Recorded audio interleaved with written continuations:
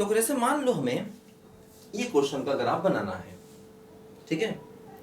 देखो क्या होगा, इसका डोमेन क्या हो गया, डोमेन हो गया r-2, 2 पर फंक्शन डिफाइन नहीं, ठीक। अगर हम इसका वेविकर मेथड से साइन देखें तो देखो क्या होगा, एक पॉइंट है 1, एक है 3, एक आएगा 2, पॉजिटिव निगेटिव। अब देखो 2 पर साइन नहीं बदलेगा, होल स्क्वायर है, ठीक है, तो निगेटिव रहेगा। और इसके आगे क्या हो जाएगा बोलो, पॉजिटिव। ध्यान दो, देखो 1 है, 2 है, 3 है, देखो 3 के आगे पॉजिटिव। अब देखो 3 2 के बीच में निगेटिव, 2 के पीछे भी निगेटिव रहेगा, देखो 2 पर साइन नहीं बदलेगा। और 1 के पीछे देखो फिर से क्या हो जाएगा, पॉजिटिव हो जाएगा। ध्यान रखो, ये देखो इसका साइन हुआ, 3 के आगे पॉजिटिव और 1 3 के बीच में निगेटिव है ना, और देखो 1 के पीछे फिर से पॉजिटिव, ठीक है। ये इस फंक्शन का साइन हुआ, मतलब 3 के आगे ग्राफ x एक्सिस के ऊपर होगा, 1 3 के बीच में ग्राफ x एक्सिस के नीचे होगा, 1 के पीछे फिर से ग्राफ x एक्सिस के ऊपर होगा। देखो d/dx निकाल लिया जाए, क्या होगा, देखो इसको थोड़ा सिंप्लीफाई कर लें अगर, देखो y बराबर क्या होगा, x square minus 3x minus x plus 3 upon x minus 2 का होल स्क्वायर। देखो y बराबर हो गया x square minus 4x plus 3 upon x minus 2 का होल स्क्वायर, ठीक है।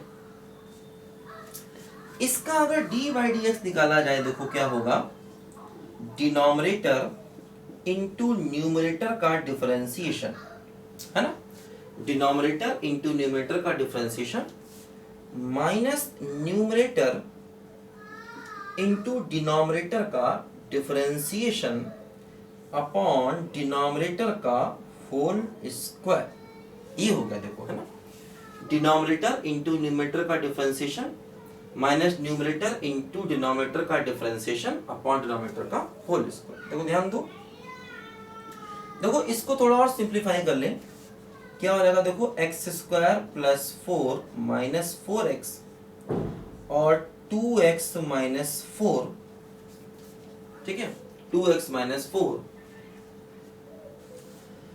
ठीक है। देखो ध्यान दो, इसको सिंप्लीफाई कर सकते थोड़ा और, है ना। देखो यहाँ पर 2 कॉमन ले लें तो x माइनस 2 बच जाएगा, देखो यहाँ पर, है ना। 2 अगर कॉमन ले लें तो x माइनस 2 बच जाएगा, देखो यहाँ पर ध्यान दो। और देखो minus x square minus 4x plus 3, 2 common लिया तो x माइनस 2 है, और देखो नीचे क्या हुआ, x माइनस 2 की पावर 4 है, ठीक है। अब देखो यहां पर जैसे अगर हम d/dx को देखें, देखो ऊपर से 2 इंटू एक्स माइनस 2 कॉमन ले लिया तो क्या बच गया, देखो ये बच गया x square plus 4 minus 4x और minus of x square minus 4x plus 3 और डिवाइड बाई एक्स माइनस 2 की पावर 4, ऐसा होगा देखो यहाँ पर, ठीक है। एक बार सारी चीजें चेक कर लो, देखो फिर से, ठीक है, कैलकुलेशन मिस्टेक तो नहीं हुई। डोमेन हो गया r माइनस 2, देखो ये हो गया x square minus 3x minus x minus 4x plus 3, ठीक है, अपॉन एक्स माइनस 2 का होल स्क्वायर। देखो डिनोमिनेटर इंटू न्यूमरेटर का differentiation minus numerator into denominator का डिफरेंशिएशन अपॉन स्क्वायर। देखो x square plus 4 minus 4x, 2 common लिया तो x minus 2 minus x square minus 4x plus 3, 2 common लिया x minus 2, देखो 2 into x minus 2 common लिया, x square plus 4 minus 4x बचा और minus of x square minus 4x plus 3 बचा। देखो ध्यान दो, और थोड़ा सिंप्लीफाई करें, देखो इसको 2 इंटू एक्स माइनस 2, देखो एक्स स्क्वायर कैंसिल हो जाएगा, ठीक है। देखो ध्यान दो, minus 4x plus 4x cancel हो जाएगा, ठीक है, क्या बचेगा 4 माइनस 3 यानी कि 1, और देखो ये हुआ x माइनस 2 की पावर 4, देखो ये हो गया 2 अपॉन एक्स माइनस 2 की पावर 3, ऐसे आ गया। देखो अब देखो यहां पर क्या हो रहा है कि ये इसका डी बाई डी एक्स आया। अब देखो यहां से क्लियर दिख रहा है कि 2 के आगे डी बाई डी एक्स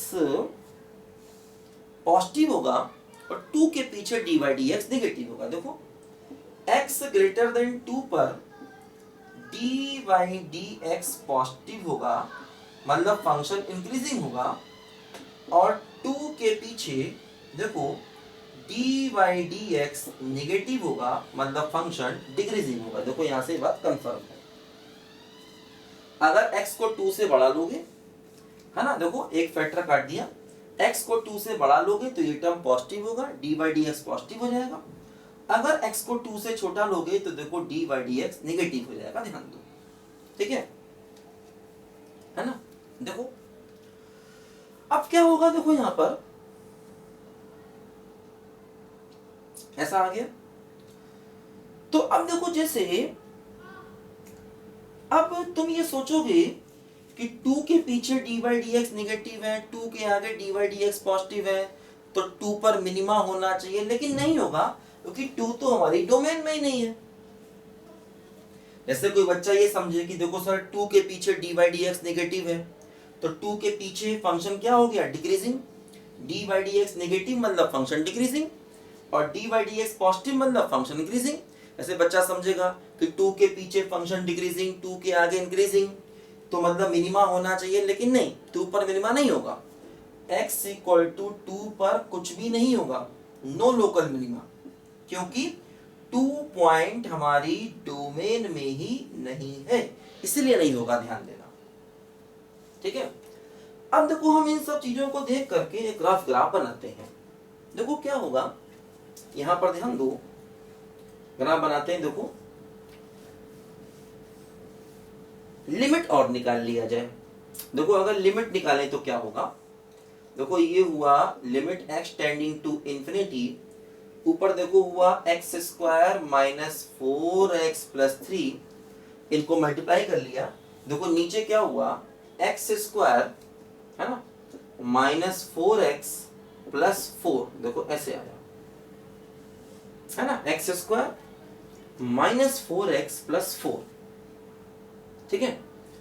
देखो अब एक्स स्क्वायर से डिवाइड कर दोगे, तो अगर एक्स स्क्वायर से डिवाइड कर दोगे तो ये हो जाएगा, देखो इसका आंसर 1 हो जाएगा, है ना, एक्स स्क्वायर से डिवाइड कर दोगे और लिमिट निकालोगे तो इसका आंसर 1 हो जाएगा, है ना। अच्छा इसी प्रकार अगर हम x tending to minus infinity करेंगे तो सेम वही प्रोसेस है, ठीक है। अगर x tending to minus infinity करेंगे तो सेम वही प्रोसेस है, एक्स स्क्वायर से डिवाइड करेंगे, ये 0 हो जाएगा, ये 0 हो जाएगा, इसका आंसर देखो फिर से 1 के बराबर हो जाएगा, ध्यान दो, ठीक। तो x टेंडिंग टू इंफिनिटी, है ना, पर इसकी लिमिट 1 हो जाएगी, और x tending to minus infinity पर भी देखो इसकी लिमिट 1 के बराबर हो जाएगी। अब देखो हम लोग एक ग्राफ बनाते हैं, यहां पर देखो क्या होगा, 1, देखो ऐसे बनाते हैं, ठीक है। देखो 1.1 है, 1 देखो 2 है, और देखो 1.3 है, ध्यान दो, ठीक है। देखो क्या होगा कि 2 पर ये फंक्शन इंफिनिटी होगा, है ना, और देखो 1 पर और 3 पर y0 होगा, ध्यान दो, x बराबर 1 पर और 3 पर y की वैल्यू 0 होगी, और 2 पर फंक्शन होगा इंफिनिटी। अच्छा अब देखो 2 के पीछे फंक्शन है डिक्रीजिंग, देखो 2 के पीछे फंक्शन डिक्रीजिंग है ना। देखो ऐसे ग्राफ आएगा, देखो यहां पर एक लाइन ले लो 1 वाली लाइन, ऐसे करके ये मान लो 1 वाली लाइन है, y बराबर देखो 1 वाली लाइन है ये, देखो ऐसे ग्राफ आएगा, ये ऐसे करके देखो, ये देखो वन के पीछे फंक्शन पॉजिटिव है, वन के पीछे देखो ग्राफ एक्स एक्सिस के ऊपर है, 1 2 के बीच में देखो फंक्शन निगेटिव है, मतलब ग्राफ एक्स एक्सिस के नीचे है। देखो 2 3 के बीच में फिर फंक्शन निगेटिव है, फिर देखो ग्राफ एक्स एक्सिस के नीचे, देखो ये 2 है। और एक बात ध्यान दो कि 2 पर फंक्शन को इंफिनिटी होना है, और 2 के आगे भी डी बाई डी एक्स, 2 के आगे भी फंक्शन निगेटिव है, 2 के पीछे भी निगेटिव है। इसका मतलब 2 पर दोनों तरफ से वो माइनस इंफिनिटी जाएगा, है ना। देखो 2 पर फंक्शन को इंफिनिटी होना है, 2 के आगे भी निगेटिव है, 2 के पीछे भी निगेटिव है, इसका मतलब 2 पर दोनों तरफ से वो माइनस इंफिनिटी जाएगा, ठीक है। देखो 2 के पीछे फंक्शन डिक्रीजिंग है, 2 के आगे इंक्रीजिंग है। और देखो ध्यान दो 3 पर y को 0 होना है। देखो ये ग्राफ कुछ ऐसे करके जाएगा, ऐसे देखो ये ग्राफ गया, है ना। देखो 1 3 पर देखो y 0 हो गया, ठीक। 2 पर देखो y इंफिनिटी है और 2 के आगे पीछे निगेटिव है, तो देखो दोनों तरफ से y जा रहा है माइनस इंफिनिटी पर, ठीक। देखो 1 के पीछे फंक्शन पॉजिटिव है, 1 2 के बीच में देखो फंक्शन निगेटिव है, 2 3 के बीच में देखो फंक्शन निगेटिव है, और 3 के आगे भी देखो फंक्शन पॉजिटिव है। इंफिनिटी पर अगर जाएंगे तो y 1 हो रहा है, और अगर माइनस इंफिनिटी पर जाएंगे देखो तब भी y 1 हो रहा है, ध्यान दो, है ना। ऐसे करके देखो यहां से हमें वैल्यू मिल रही है।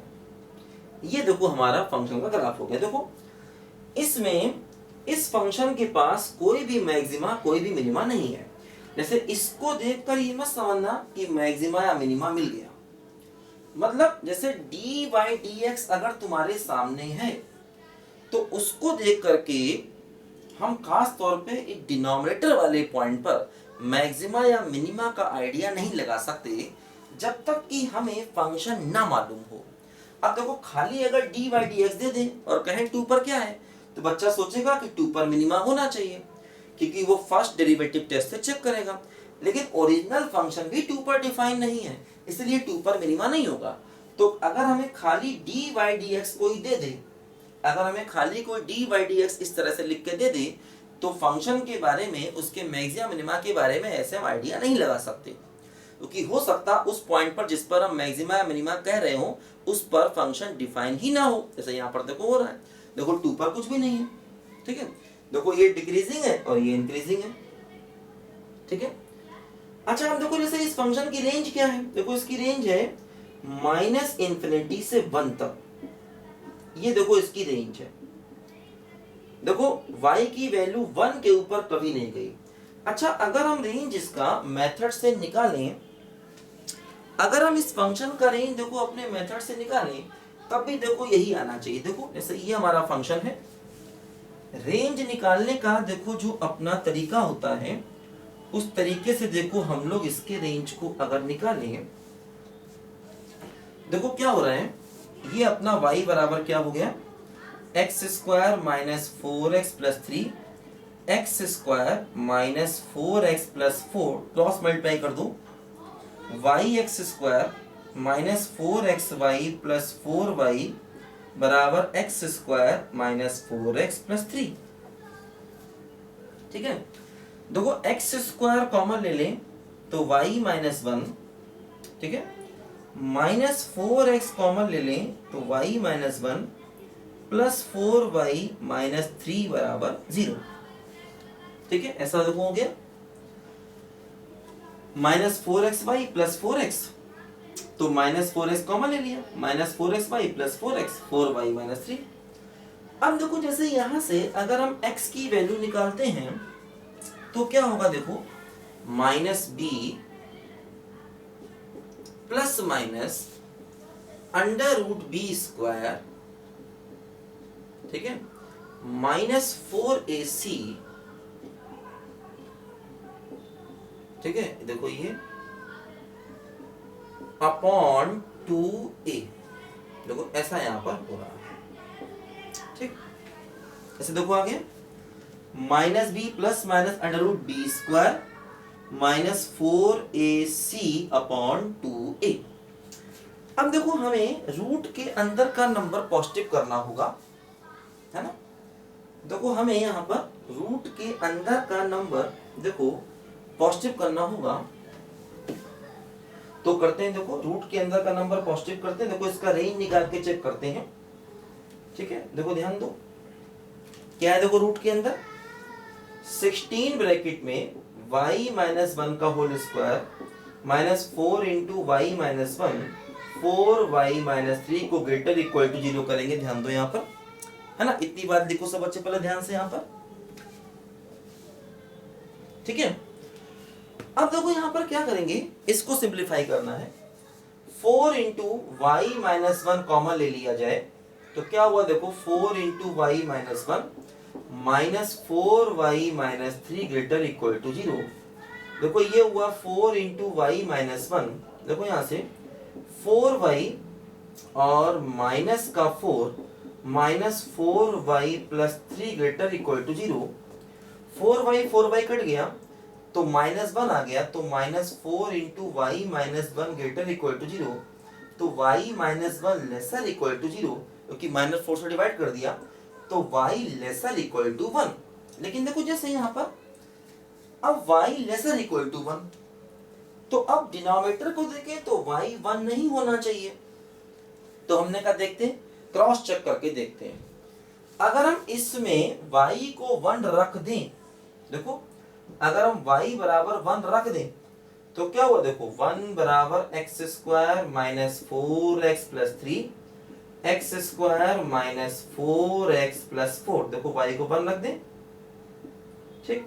तो क्या हुआ, देखो x square minus 4x plus 4 बराबर x square minus 4x plus 3। देखो यहां से हमें x कुछ भी नहीं मिला, 4 बराबर 3 मतलब x कुछ भी नहीं मिला। तो जैसे हमने सोचा कि y लेसर इक्वल टू 1 यहां से आ रहा है, लेकिन ये कह रहा है कि y 1 नहीं होगा, तो हमने सोचा क्रॉस चेक करके देखते हैं। तो जैसे ही हमने y को 1 रखा, इसमें हमने जैसे ही y को 1 रखा, देखो हमें x कुछ भी नहीं मिला। इसका मतलब y 1 नहीं होगा, इसका मतलब y 1 नहीं होगा। आंसर हो जाएगा y लेस देन 1, मतलब माइनस इंफिनिटी टू 1। यही देखो हमारे क्वेश्चन का सही आंसर है। और देखो यही आंसर हमें ग्राफ से भी मिल रहा था कि हमारे फंक्शन का रेंज क्या हो गया, y लेस देन 1, मतलब y इक्वल टू 1 रेंज में नहीं आ रहा। क्योंकि जब हमने डिनोमिनेटर को देखा तो इसमें y माइनस 1 था, हम समझ गए y इक्वल टू 1 में कोई दिक्कत है, तो हमने y इक्वल टू 1 यहाँ रख के देखा। तो जैसे ही हमने y को 1 रख के देखा, क्रॉस मल्टीप्लाई किया तो हमें x कुछ मिला ही नहीं। x कुछ नहीं मिला, इसका मतलब y 1 नहीं होगा। अगर x कुछ मिल जाता तो y 1 हो जाता, है ना। तो इसका मतलब y 1 नहीं होगा, तो हमारा रेंज हो जाएगा लेस देन 1, मतलब माइनस इंफिनिटी से 1। तो यहाँ भी देखो वही चीज है कि अगर हम सिर्फ d को पॉजिटिव करते तो उससे गलती हो सकती थी। अगर हम x की वैल्यू ना निकालते, सिर्फ इस क्वाड्रेटिक में d को पॉजिटिव करके सवाल कर देते, तो वहां से रेंज में गलती हो सकती थी, है ना। तो ऐसे इस टाइप के सवालों में अब देखो हमें यहाँ पर एक नया लेसन सीखने को मिला कि d को पॉजिटिव ऐसे डायरेक्ट नहीं करना चाहिए, है ना। x की वैल्यू निकालनी चाहिए और x की वैल्यू निकालने के बाद हमें अपने क्वेश्चन को फाइनली रेंज के क्वेश्चन को करना चाहिए। क्योंकि अगर हम सिर्फ d को पॉजिटिव कर देंगे तो हो सकता है, जैसे यहाँ पर देखो अगर हम सिर्फ d को पॉजिटिव करते तो इसको पॉजिटिव करते और वहां से ये आंसर आ रहा था जो गलत था, क्योंकि डिनोमिनेटर कह रहा है कि 1 नहीं होना चाहिए, है ना। तो देखो ये हमारा कंप्लीट ग्राफ है और हर तरीके से हमने इसको यहाँ पर चेक कर लिया। लिखो बच्चों ध्यान से जल्दी इसको फटाफट।